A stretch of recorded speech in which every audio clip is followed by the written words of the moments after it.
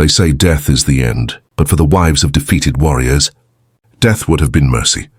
When the Ottoman armies swept across the land, men fell quickly beneath steel and fire. The battlefield was a storm of screams, shields, and shattered bones. For the fallen warriors, suffering ended the moment their lifeless bodies touched the earth. But their wives, their suffering was only beginning. The Ottomans did not stop at conquest. They reached beyond the battlefield, into the homes, into the hearts of those left behind. The women were not killed. They were spared, but not out of kindness. Their fate was carefully crafted to be worse than death itself. Dragged from their homes, stripped of freedom and bound to a life designed to break the human spirit, these wives became trophies of war. They lived as breathing reminders of defeat, their existence a wound that never healed. Every sunrise brought fresh torment. Every breath became a reminder that death would have been kinder. For the Ottomans, this cruelty was not random, it was deliberate. By leaving the women alive yet condemned, they crushed not just individual lives but entire communities. The warriors died with honor on the battlefield. The wives carried the humiliation for generations. This was not war alone. This was domination, a conquest etched into living bodies and broken souls. And so history leaves us with one haunting question. Which is truly the greater punishment, death or a life where every moment is worse than dying? The battlefield had fallen silent, but silence was never peace. It was the kind of silence that lingered after screams had been ripped from throats, after fires had consumed homes, and after blood had stained the earth too dark to recognize. The Ottoman banners fluttered against a grey sky, their edges torn by the wind, standing tall over broken shields and lifeless bodies scattered across the plain. The warriors who had resisted lay motionless, their courage swallowed by the soil that would now serve as their grave. For the men, death was the end, swift, brutal, absolute. But for the wives they left behind, death would have been a blessing never granted. Beyond the battlefield, villages lay hollowed out, their roofs sagging with smoke, their walls cracked with fire. Doors were flung open where families had once gathered in warmth. Now they stood as doorways to emptiness, the hearths cold, the laughter of children replaced by faint cries of hunger and despair. And in the heart of these ruins, the wives of the fallen gathered, confused, trembling, clutching whatever remained of the lives they had once known. Some held infants swaddled in cloth torn from their own garments, others pressed their faces into the dust, unable to lift their eyes toward the banners of the conquerors. The Ottomans had taken the land, but they wanted more than land. They wanted to own memory itself. The women were not struck down. Their bodies were not claimed by the sword. Instead, they were left to breathe, to walk, to carry the unbearable weight of survival. It was not mercy that spared them, it was strategy. For the Ottomans understood that the deepest form of conquest was not written in blood on the battlefield, but etched into the living. And so the women stood in silence, prisoners of grief, yet alive enough to feel the pain sharpen with every passing moment. Every glance at the ashes of their homes reminded them of what had been taken. Every cry of a child pierced deeper than any blade. Every shadow that fell across their path carried with it the memory of men who would never return. This was no accident. This was design. The conquerors paraded their victory by leaving behind women who embodied defeat. They became living symbols, walking reminders that the strength of their husbands had failed, that their resistance had been crushed, and that no bond of love or family could withstand the reach of empire. The women's survival was not a gift, it was a sentence. And as they were herded together under the eyes of their captors, the air itself seemed to turn heavy. The sky pressed low, the earth seemed colder, and time moved slowly as if the world itself recoiled from what was to come. Their hands shook not from cold, but from a dread that words could not carry. The Ottomans had spared them. But what did it mean to be spared by those who saw life itself as a tool of humiliation? The women's grief grew into something darker. They understood that the conquerors had not merely taken husbands, fathers, and sons. They had taken futures, dreams once carried in whispered conversations, hopes of children growing strong, the promise of harvests to come. All had been erased. The future was not death nor even slavery. It was something else, something far worse, something that awaited them in silence, crouching just beyond the veil of the present moment. The village square filled with widows draped in sorrow, the sound of their breaths shallow and uneven. The conquerors did not rush. They walked slowly, deliberately, their boots grinding into the soil as if claiming even the ground beneath the women's feet. Every step was a reminder, your lives are not yours. Your survival belongs to us. There is a particular cruelty in sparing someone when death would have been kinder, a cruelty that twists survival into torment. And as the Ottomans watched the wives of the fallen, they carried within their eyes the knowledge of what was to come. The women did not know the details, but they felt it in the marrow of their bones, the unease of prey when predators circle in silence. Night fell. The sky turned into a cloak of black, scattered with stars that watched indifferently from above. Fires burned in the distance, consuming whatever remained of resistance. The wives huddled together, some holding children against their breasts, others staring blankly into the flames. Grief had already begun to transform into despair, but despair was not the end. It was the beginning of the punishment awaiting them. Because the Ottomans had not killed them for a reason. To kill is to end, to spare is to prolong, and the longer the breath remained within their bodies, the longer their humiliation would echo through time. What fate awaited them? Whispers had carried through generations, stories of wives who had endured horrors not fit to be spoken, punishments that left the body alive, but the soul unrecognizable. Some said the women were forced into servitude, stripped of name, heritage, and dignity, existing only as shadows of the families they once belonged to. Others said worse, that their bodies became the ground upon which empires trampled, their identities dissolved until even memory refused to call them by name. The truth was never simple, but one thing was certain: survival was not mercy. The women sensed it now, even if they could not put it into words. Their captors had no need to shout, no need to strike. The silence was enough. The waiting was enough. It was a silence that stretched longer than the night, a silence heavy with unspeakable promise.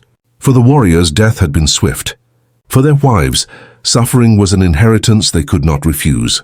And as the first light of dawn bled into the sky, painting the horizon in red and gold, the women stood in the ashes of their past lives, hearts pounding with the weight of an unseen terror. The battle was over. But their story, the true punishment, was only beginning. Dawn arrived not as a promise of hope, but as a sentence of endurance. The sun rose pale and distant, casting its light on the ruins of villages and the hollow faces of women who had survived not by choice, but by the design of those who wished to see them suffer. The battlefield was already fading into memory, but its consequences lingered like poison. The wives stood among the ashes of their past, the air thick with the scent of smoke and grief. Their husbands had fought bravely, had fallen with honor, but honor was no shield for those left behind. The women carried within them the weight of loss, and yet that weight was only the beginning. Children clung to their mothers' skirts, their cries raw and unrelenting. Infants wailed with hunger, their small hands grasping for sustenance that no longer existed.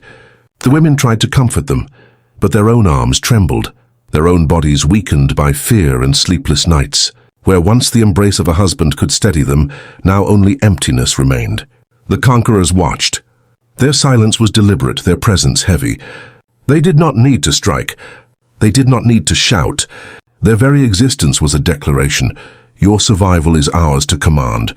The wives understood it instinctively, even before the first order was given, even before the first separation began. Some women tried to pray, whispering into the wind words of faith and desperation. But even prayers felt hollow under the shadow of empire. The heavens seemed distant, the earth unyielding. It was as if the world itself had turned its face away, leaving them alone in their despair. And then came the march. The wives were gathered together, herded like cattle, their bodies pushed into lines that stretched across the scarred landscape. There was no compassion in the eyes of those who drove them forward, only the cold efficiency of victors who understood the power of breaking not just armies, but spirits. Every step away from their homes was a step into the unknown, into a future stripped of dignity. Behind them, smoke continued to rise from the ruins of their villages. The places where they had cooked meals, sung songs, and raised families were now reduced to embers. The land itself seemed to mourn, carrying the scent of charred wood and spilled blood. Yet the women were not allowed to grieve. To grieve was to be human, and their captors intended to reduce them to something less. Some stumbled as they walked, their feet bare, their bodies frail. But there was no rest. The march itself was part of the punishment, each step tearing them farther from what they once knew, each mile erasing the life they had lived before. By nightfall, they reached the edge of the conquered land, where tents stood tall and guarded fires burned against the darkness. Here the conquerors divided them, separating mothers from daughters, sisters from one another, the young from the old. Each separation was a wound deeper than the blade, a cut that bled without leaving scars. The women did not scream. Their voices had been taken by grief long before, but their silence was louder than any cry. It was the silence of despair settling into the bones, the silence of women who realized that their survival was not their own. It was a performance of suffering demanded by those who had conquered them. Some were forced into servitude, tasked with carrying burdens heavier than their frail frames could manage. Others were stripped of their names, addressed only as possessions, their identities dissolved like smoke in the night air.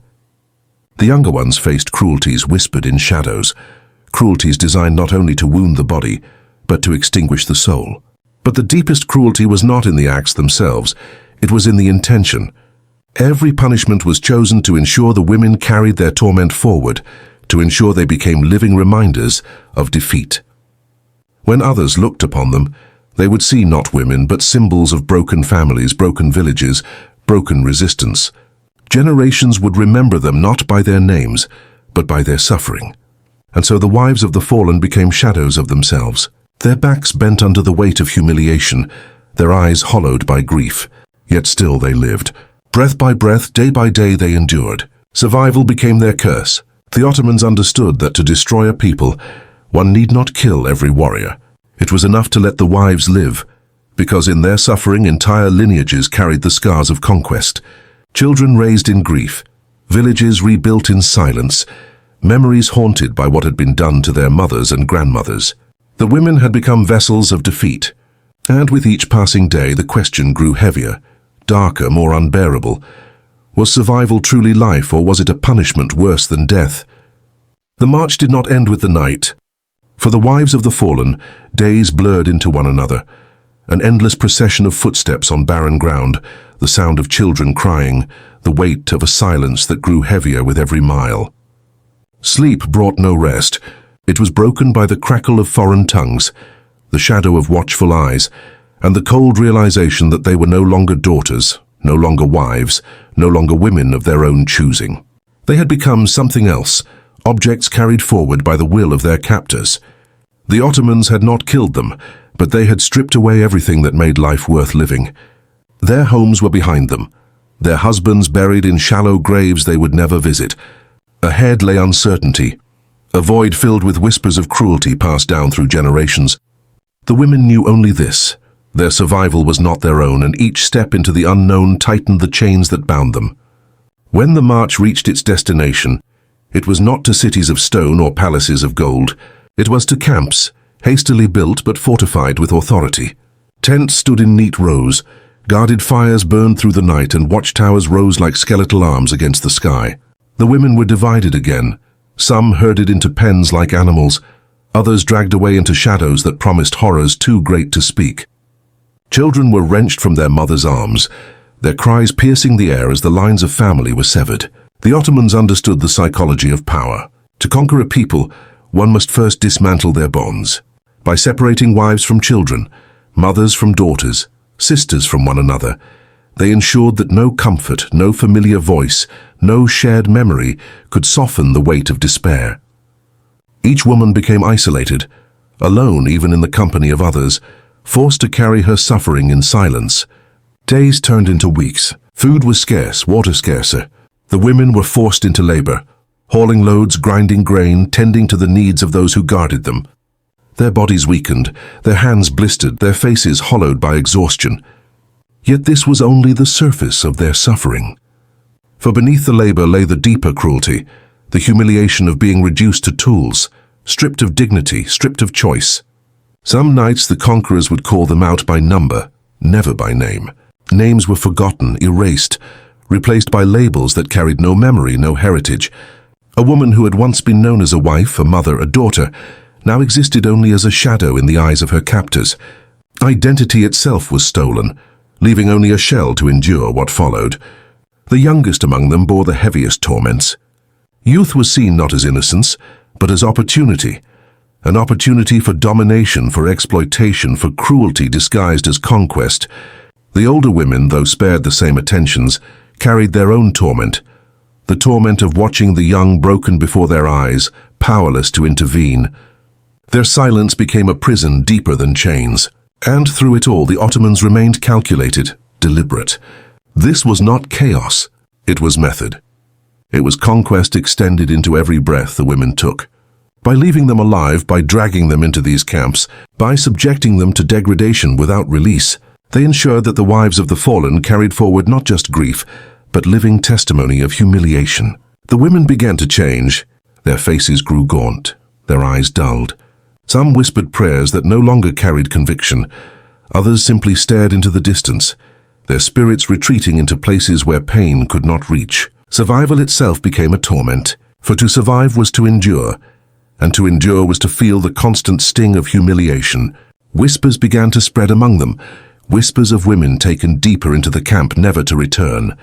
Whispers of those who were forced into roles unthinkable, their lives erased piece by piece, until nothing remained but the hollow frame of survival. Each whisper was a shadow crawling across the soul, each rumor a reminder that worse was yet to come. And always the same thought returned: death would have been kinder, because death was final. Death was release, but life under the weight of humiliation, under the shadow of domination, was an endless cycle of agony. The Ottomans had crafted a punishment that outlasted battle, outlasted the clash of steel, outlasted even memory. They had created suffering that echoed through the survivors, through their children, through generations yet to come. And so the wives of the fallen lived on. But they lived not as women, they lived as reminders. Reminders that no warrior could protect them, no love could shield them, no faith could lift the burden from their shoulders. They had been transformed into vessels of despair. Every sunrise brought no hope, only repetition. Every sunset closed the day not with rest, but with dread of what the night might bring. Survival had become a punishment, each breath a testimony to cruelty. And this was only the beginning. Nights in the camp were darker than the battlefield. The battlefield had been fire and blood, violent and swift. The camp was slow, suffocating, an unending drip of cruelty that hollowed the spirit more thoroughly than steel. The wives of the fallen warriors existed now in a twilight between life and death, where breath remained, but dignity was gone. Every ritual of survival became a weapon. The food given was not sustenance but humiliation, portions so small that hunger became a permanent companion. Water was withheld until thirst burned the throat like fire. The women labored not for themselves, not even for survival, but for the satisfaction of those who held power over them. Every command, every chore, every step reinforced the same unspoken truth: your lives are no longer yours. The older women were forced into endless toil. Their backs bent beneath the weight of sacks and barrels, their hands cracked and raw from grinding grain, washing clothes, hauling burdens far heavier than their weakened frames could endure. The younger ones were taken elsewhere, pulled from the lines in silence, disappearing into the shadows of the tents. They would return hollow-eyed, their gazes fixed on nothing, their steps unsteady. Some did not return at all. Whispers spread among the captives like smoke. Stories of women given to soldiers as rewards, of mothers stripped from their children, of daughters absorbed into the machinery of empire as if they were no more than tools. The whispers could not be silenced, for they were carved into the eyes of those who returned from the shadows. The silence of the broken was louder than screams, and yet, worse than the physical suffering was the deliberate erasure of identity. Names faded, families fractured. The conquerors refused to acknowledge the women as who they had once been. No longer wives, no longer daughters, no longer members of a people, they became numbers, possessions, shadows. Even memory was attacked. To forget a name is to lose an anchor, to drift into nothingness. The Ottomans knew this, and they wielded forgetfulness like a blade. Children were the sharpest tool of control. Some were taken away entirely, their small hands pulled from their mother's desperate grip, their cries silenced by distance. Others were left with their mothers but starved, forcing women to watch their children weaken day by day, powerless to save them. This cruelty was more than punishment. It was spectacle. The women were forced to watch the futures they carried in their wombs dissolve into ash. Generations were being destroyed in silence. And as the weeks stretched into months, the wives of the fallen transformed. They were no longer women of flesh and hope, but symbols of defeat, kept alive to embody the empire's domination. Their presence alone was propaganda, proof to every survivor and every generation that resistance was futile, that defeat carried a weight far heavier than death. Still within them, sparks flickered. A mother's stubborn gaze, a widow's clenched fist, a grandmother's whispered memory of freedom, tiny flames that refused to be extinguished. The Ottomans crushed them at every turn, but the sparks remained faint but unyielding. It was in those sparks that the women's torment deepened, for they knew they were alive not to live, but to endure. There were moments of rebellion, brief and fragile. A woman refusing to carry her load, another spitting into the dust rather than obey, a mother shielding her child against blows. These acts were answered swiftly, with lashes, with starvation, with disappearance. Yet even crushed, they lingered as proof that the women had not yet become hollow entirely. Survival itself, even under such torment, was rebellion. The conquerors knew this too. And so the punishments grew harsher. Days were structured to erase individuality, labor from dawn until nightfall, silence enforced by fear, shadows used to conceal cruelties too great to be spoken. The Ottomans perfected the art of making life itself into torture. And all the while the women asked themselves the same unanswerable question: why were we spared? They began to understand. Death would have ended their suffering.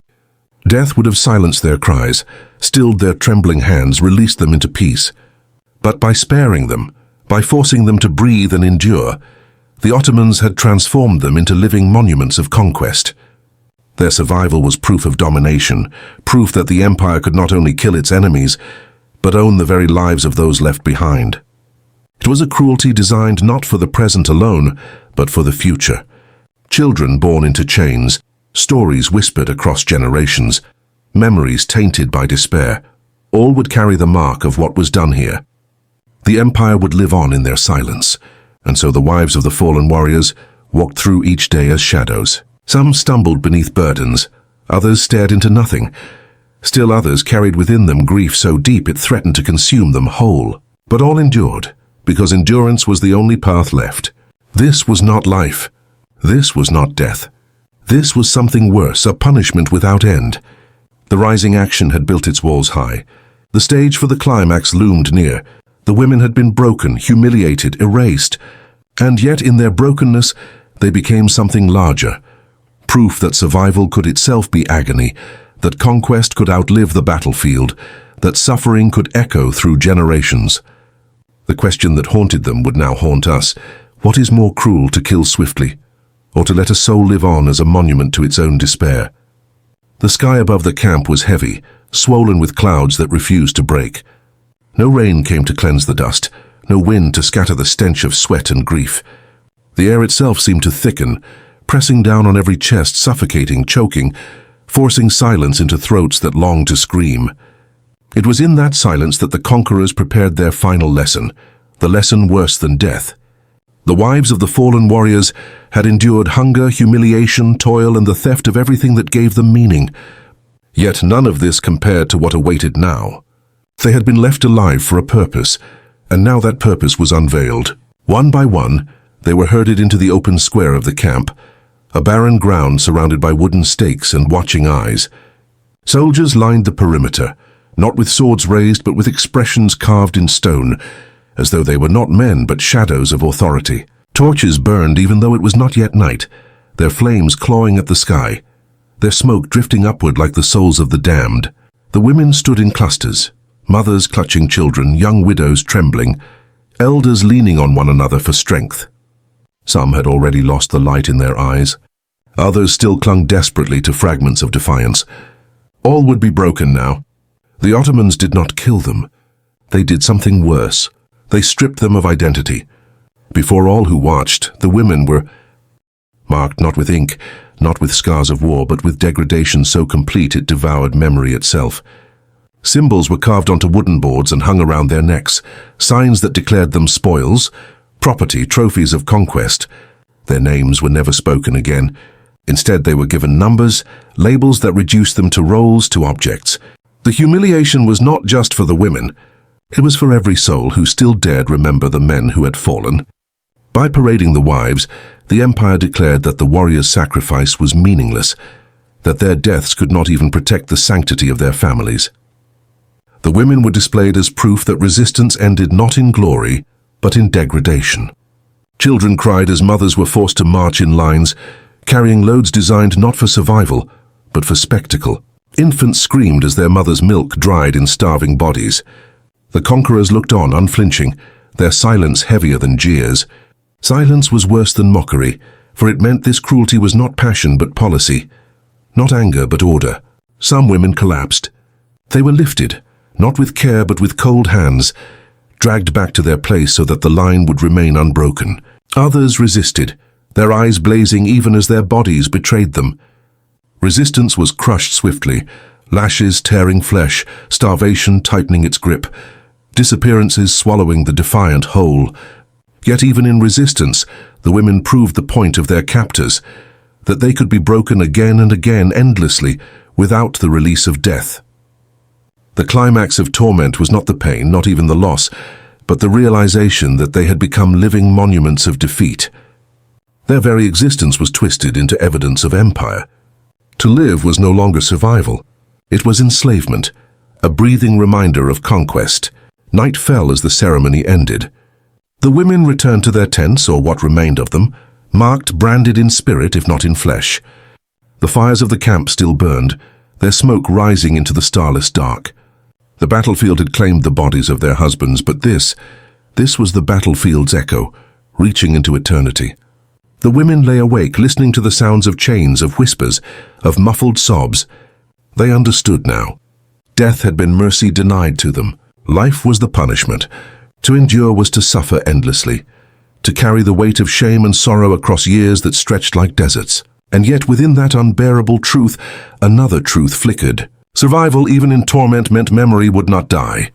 They were forced to live as symbols of defeat, but in living they also bore witness. Every breath, every step, every tear was testimony. The conquerors could brand their bodies, strip their names, erase their dignity, but they could not silence the fact that they had seen, that they had endured. The climax was not a single act of violence. It was the revelation of cruelty refined to its purest form, the power to deny even death. The wives of the fallen warriors had been spared only to suffer, preserved as shadows of conquest, their lives a wound that would never close. The Ottomans had not killed them. They had done something worse. They had condemned them to live. The fires of conquest dimmed, but the scars remained. The battlefield had been silent long ago, yet the true war lived on in the women left behind. Their bodies carried hunger, their souls carried humiliation, their futures carried chains. What the sword had destroyed, the empire had twisted into something darker, a legacy of suffering that stretched beyond a single generation. These women became shadows of memory, living proof that the cruelest weapon is not death but survival without freedom. Each breath they drew was a reminder that their husbands' bravery had not saved them, that their children's laughter had turned to cries, that their names had been stolen and replaced with silence. They lived, but not as themselves. They existed as monuments, forced to bear witness to their own erasure. And yet, in their endurance, there was something the conquerors could not see. Every tear that fell, every scar that formed, every whisper passed in the dark carried memory forward. They could not undo what had been seen. They could not erase the truth. The empire's cruelty carved pain into history, but that pain also carved testimony. Centuries may pass, empires may crumble, but the question endures. What is the true cost of conquest? Is it the lives taken swiftly on the battlefield, or the souls condemned to suffer long after the fighting has ended? The wives of the fallen warriors remind us of this truth. Death ends a story, but survival in chains ensures it will never be forgotten.